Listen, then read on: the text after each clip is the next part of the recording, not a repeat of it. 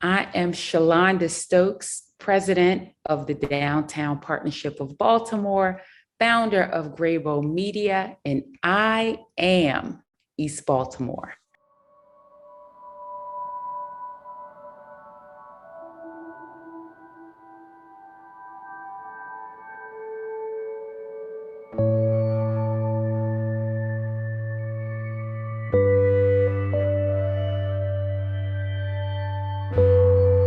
My personal connection to East Baltimore is it's ingrained in me. You know, as a child, all of the schools that I've gone to have been in East Baltimore, and I went to several. You know, I was pretty transient. I went to several, but there's no neighborhood, no love, no heart like East Baltimore. And so, you know, I just remember the early days of going to the corner store and getting what I, needed to get, I thought was essential at that point in my life. I remember just all of my friends and everybody in there. We were poor, but when I tell you we didn't really know it and we didn't feel it, that's how, growing up in East Baltimore was for me.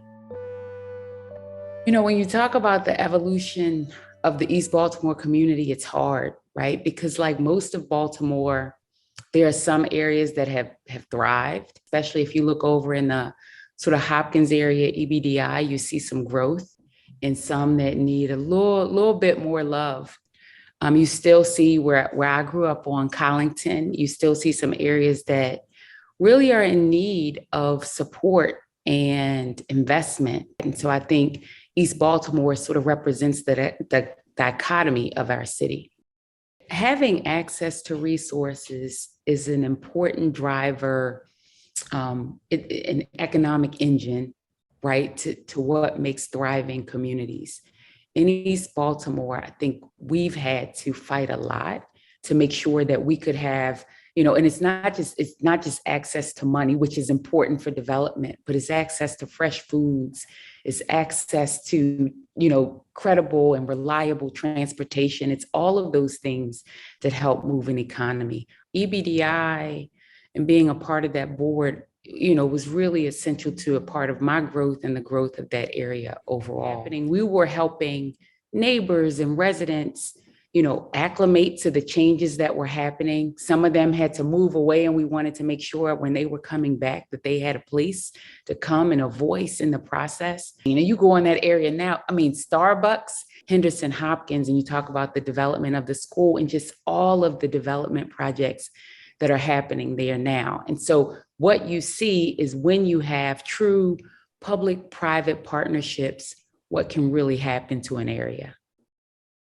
One of the amazing things about East Baltimore and the East Baltimore community is the mix of the people. You have all cultures, you have all ages, you have various income levels. And I'm a firm believer that with diversity comes greatness. Culture, right? But there's such a mix. And I think embracing all of that is a part of what's made East Baltimore so great. What's exciting about Baltimore right now, at this point in time, we're coming out of a double pandemic, right? COVID and social injustice movement. But we're at a place in our history where we have more money coming in, federal, state, and local, more resources than we've had coming in at one point in time. It gets me excited about the future of East Baltimore, but Baltimore proper and us overall as people. I think we're finally coming to a place in our history where you can call it a reckoning, you can call it all of these things, where people of color, where Black people are being recognized more for our accomplishments. Systemic racism is being called out, which has been a hindrance and a barrier. And so you sort of take those shackles off and put all of those things heading together. To me, it's onward and upward from here.